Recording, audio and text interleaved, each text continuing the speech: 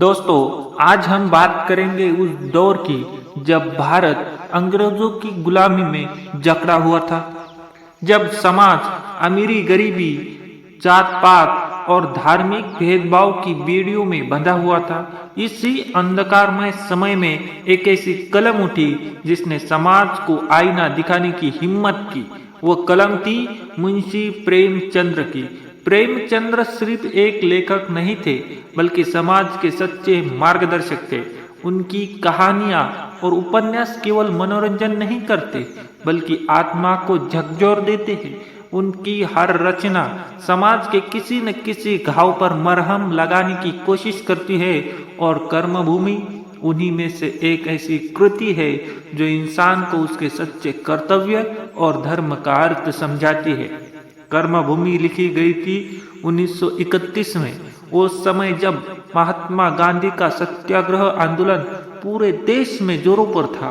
भारत स्वतंत्रता की ओर बढ़ रहा था, लेकिन समाज अभी भी अंदर से टूट हुआ था। अमीरी और गरीबी, जात और धर्म, हिंदू मुस्लिम भेदभाव, महिलाओं की असमान स्थिति, इन सब के बीच इंसान अपनी असली पहचान खो चुका था।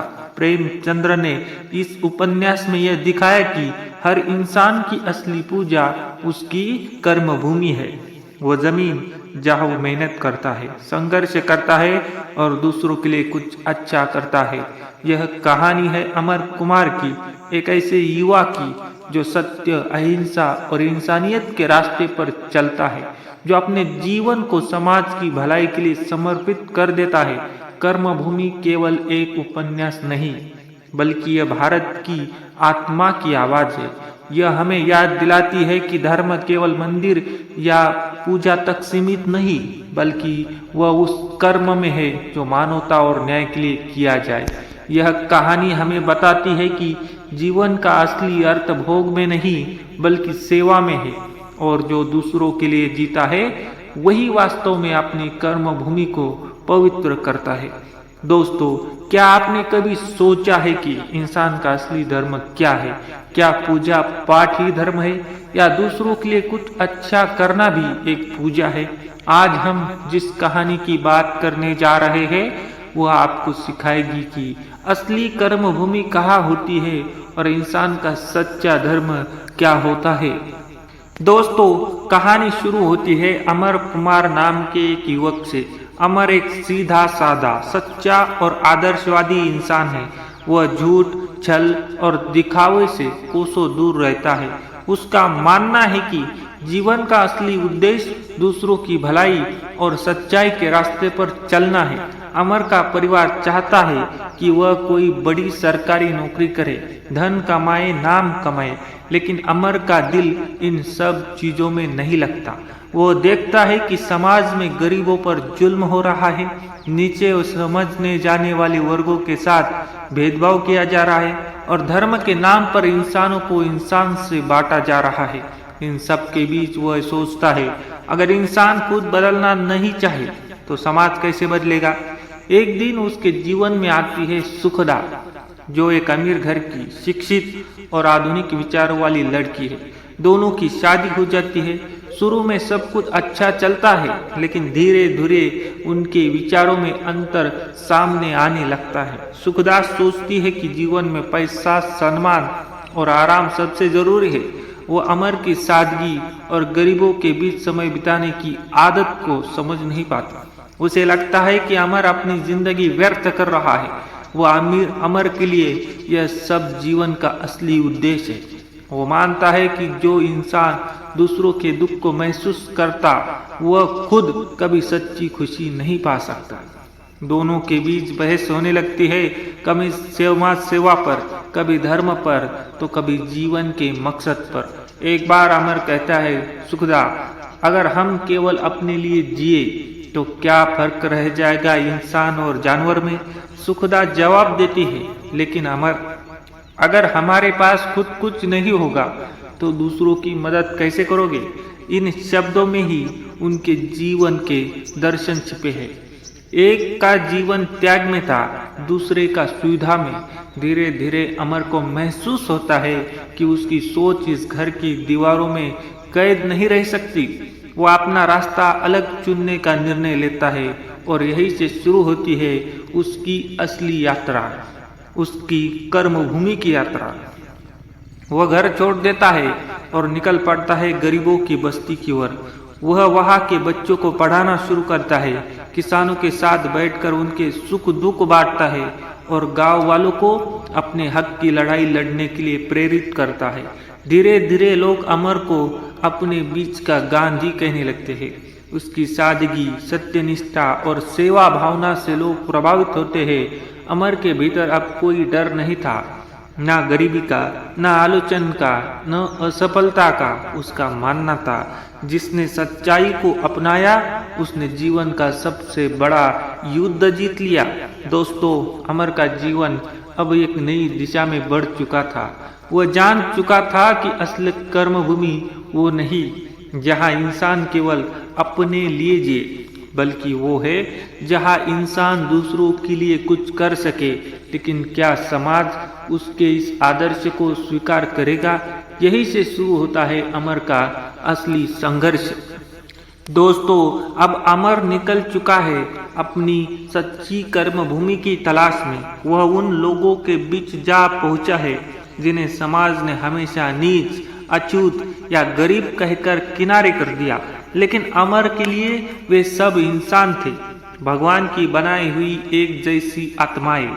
वो उनके साथ बैठता है, उनका खाना खाता है, बच्चों को पढ़ाता है और उन्हें समझाता है कि तुम्हारा हक किसी से कम नहीं है। धीरे धीरे गांव के लोगों के मन में आत्मविश्वास जगाने लगता है। अमर उनके बीच शिक्षा, समानता और स्वाभिमान का दीपक जलाता है। लेकिन दोस्तों, जहां अच्छाई होती है वहां विरोध भी होता है।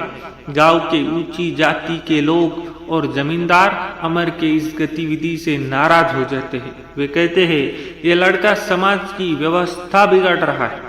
अमर मुस्कुराकर जवाब देता है, अगर व्यवस्था अन्याय पर टिकी है तो उसे बिगाड़ना ही इंसानियत है। इस बीच सुखदा भी शहर में अपने पिता सेठ समथरमल के साथ रहती है। वह अब भी अमर की राह को गलत मानती है, लेकिन कहीं न कहीं उसके दिल में अमर की बातें गूंजने लगती है। वह देखती है कि जो आदमी अपने स्वार्थ को छोड़कर दूसरों के लिए जीता है, उसके चेहरे पर एक अलग ही शांति होती है जो किसी अमीरी से नहीं खरीदी जा सकती। उसी समय देश में महात्मा गांधी का सत्याग्रह आंदोलन शुरू होता है। अमर भी उस आंदोलन में जुड़ जाता है। वो जनता को समझाता है कि हिंसा नहीं बल्कि सत्य और अहिंसा ही असली ताकत है। वो कहता है, तलवार से जीती लड़ाई एक दिन हार जाती है, लेकिन सच्चाई से जीती लड़ाई कभी नहीं हारती। अमर गांव गांव जाकर लोगों को जागरूक करता है, उन्हें अपने अधिकारों के लिए खड़ा होना सिखाता है। वो बच्चों के लिए स्कूल खोलता है, किसानों को कर्ज और जमींदारों के शोषण के खिलाफ आवाज उठाने को प्रेरित करता है। धीरे धीरे उसका नाम पूरे इलाके में फैलने लगता है। लेकिन दोस्तों, सत्ता और स्वार्थ के खेल में सच बोलने वाले लोगों के लिए जगह नहीं होती। अमर पर झूठे आरोप लगाए जाते हैं, उसे जेल भेज दिया जाता है, परंतु वो टूटता नहीं। वो कहता है, अगर मेरे जेल जाने से किसी गरीब का दिल मजबूत होता है तो ये सजा नहीं, एक आशीर्वाद है। दूसरी ओर सुखदा भी भीतर से बदलने लगती है। वो महसूस करती है कि अमर का रास्ता भले कठिन है, लेकिन वही सच्चा है। वह खुद भी समाज सेवा में उतर आती है, महिलाओं के अधिकारों और शिक्षा के लिए अभियान शुरू करती है। अब उसके जीवन का मकसद केवल परिवार या पैसा नहीं, बल्कि देश और समाज की सेवा बन जाता है। धीरे धीरे अमर और सुखदा के रास्ते फिर से मिलते हैं, लेकिन अब दोनों पहले जैसे नहीं रहे। अमर अब एक सच्चा कर्मयोगी बन चुका है और सुखदा एक समर्पित समाज सेविका। दोनों अब समझते हैं कि प्रेम का असली अर्थ साथ रहना नहीं, बल्कि एक ही आदर्श के लिए जीना है। दोस्तों, अब अमर और सुखदा दोनों ने अपने जीवन का मकसद पा लिया था, लेकिन आगे उनका रास्ता और कठिन होने वाला था। क्या समाज उनके इस परिवर्तन को स्वीकार करेगा? क्या सेवा और त्याग की भावना अमर को उसके अंतिम लक्ष्य तक पहुंचा पाएगी? आइए अब कहानी में इसके अगले भाग में जानते हैं अमर का त्याग और जन सेवा। दोस्तों, जल से निकलने के बाद अमर पहले से भी अधिक दृढ़ और शांत हो चुका था। उसके भीतर अब कोई संदेह नहीं था। उसे पता था कि उसका जीवन किसी पद, धन या सम्मान के लिए नहीं, बल्कि देश और समाज के उत्थान के लिए है। वह अब केवल एक व्यक्ति नहीं, बल्कि एक विचार बन चुका था, सत्य, सेवा और समर्पण का प्रतीक। वह गांव-गांव घूमकर लोगों में एक नई चेतना जगाने में लगा। किसान, मजदूर, स्त्रियां सब अमर को अपना नेता मानने लगे। वह उन्हें सिखाता, जो अपनी तकदीर खुद नहीं बदलता, उसे कोई आजाद नहीं कर सकता। अमर अब केवल शब्दों में नहीं, बल्कि अपने कर्मों से लोगों को प्रेरित करता है। वह हरिजन बस्तियों में स्कूल खोलता है, गरीबों के लिए सफाई और स्वास्थ्य अभियान शुरू करता है और उन लोगों को आत्मनिर्भर बनाना चाहता है जिन्हें समाज ने हमेशा कम समझा। उसके जीवन में अब कोई स्वार्थ नहीं बचा था, न आराम की चाह, न नाम की लालसा। वो केवल एक बात पर विश्वास करता था, सेवा ही सच्ची पूजा है और कर्म ही असली भक्ति। धीरे धीरे अमर की सेवा से पूरा क्षेत्र जागने लगता है। जहाँ पहले लोग डर कर अन्याय सहते थे, अब वे साहस से अपने अधिकारों की बात करने लगे।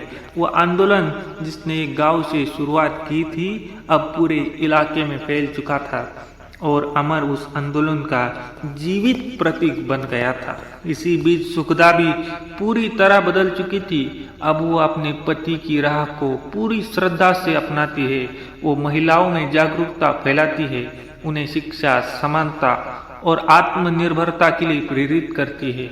वो कहती है, अगर स्त्री जागी तो समाज जागेगा, अगर स्त्री सोई तो समाज अंधकार में रहेगा। अमर और सुखदा दोनों अब अलग अलग मार्गों से एक ही लक्ष्य की ओर बढ़ रहे थे, जनसेवा और देश सेवा। दोनों के बीच अब कोई अहन नहीं था, सिर्फ एक साझा उद्देश्य था, मानवता की सेवा। लेकिन दोस्तों, हर महान कार्य की कीमत होती है। अमर अपने सेवा कार्य में इतना डूब जाता है कि उसकी सेहत पर असर पड़ने लगता है। एक दिन जब उसके इलाके में महामारी फैलती है, तो अमर खुद बीमार होते हुए भी दिन रात लोगों की सेवा करता है। वह बीमारों को दवा देता है, बच्चों को संभालता है और तब तक काम करता है जब तक उसका शरीर जवाब नहीं देता। आखिरकार वो उस सेवा में अपनी जान दे देता है, लेकिन उसकी मृत्यु हार नहीं थी, वो एक नई शुरुआत थी। अमर का जीवन एक प्रेरणा बन जाता है और सुखदा उसके आदर्श को आगे बढ़ाती है। दोस्तों, अमर भले ही इस दुनिया से चला गया, लेकिन उसका नाम, उसके कर्म और उसका संदेश आज भी जिंदा है। उसने हमें सिखाया कि सच्चा इंसान वही है जो दूसरों के लिए जिए, और सच्ची कर्म भूमि वही है जहां इंसान अपने स्वार्थ से ऊपर उठे। दोस्तों, अमर कुमार का शरीर अब थक चुका था, लेकिन उसकी आत्माएं पहले से कहीं ज्यादा उज्जवल थी। वह महामारी से पीड़ित गांव में निस्वार्थ भाव से सेवा करता रहा। कभी दवाइयाँ बांटता, कभी बच्चों को संभालता, कभी लोगों को हिम्मत देता। वह खुद भी बीमार पड़ा, लेकिन किसी को बताया नहीं, क्योंकि उसे डर था कि लोग सेवा करना बंद कर देंगे। एक रात जब वो कमजोर होकर जमीन पर गिर पड़ा, तो उसके अंतिम शब्द थे, मैं मर नहीं रहा, बस अपनी कर्म भूमि में समा रहा हूँ। और अगले ही पल अमर की आंखों सदा के लिए बंद हो गई, पर उसकी आत्मा मानो पूरे गांव में बिखेर गई। हर उस बच्चे में जो अब पढ़ना चाहता था, हर उस किसान में जो अन्याय के खिलाफ खड़ा हुआ, और हर उस इंसान में जिसने सीखा कि सेवा ही सच्चा धर्म है। जब सुखदा को अमर की मृत्यु की खबर मिलती है, तो उसका दिल टूट जाता है, लेकिन साथ ही गर्व से भर उठता है। वो रोती नहीं, बल्कि दृढ़ स्वर में कहती है, अमर मरे नहीं है, वे हर इंसान के भीतर जीवित है जो किसी की मदद करता है। वह अमर के कार्यों को आगे बढ़ाने का संकल्प लेती है। अब वह समाज में और भी गहराई से काम करने लगती है। स्त्रियों के लिए शिक्षा केंद्र खोलती है, गांव में सफाई अभियान चलाती है और लोगों को सिखाती है कि हर घर, हर इंसान की जमीन उसकी कर्म भूमि है। समय बीतता है, अमर एक नाम नहीं बल्कि एक प्रेरणा बन चुका है। लोग जब इसे कार्य को अच्छे की शुरुआत करते हैं तो कहते हैं यही हमारी कर्म भूमि है। प्रेमचंद्र ने इस अंत के माध्यम से हमें ये सिखाया कि जीवन का मूल्य इसकी लंबाई में नहीं बल्कि उसके उद्देश्य में होता है। जिस इंसान ने दूसरों के जीवन में रोशनी फैलाई वही वास्तव में जीना जानता है। दोस्तों, कर्म भूमि यही सिखाती है कि हर इंसान की असली पहचान उसके कर्मों से होती है। अगर हम अपने आसपास के लोगों के लिए कुछ अच्छा करें तो वही हमारी पूजा है, वही हमारा धर्म है और वही हमारी कर्म भूमि है। तो चलिए आज से हम सब अपनी जिंदगी की सच्ची कर्म भूमि खोजें और कुछ ऐसा करें जिससे किसी के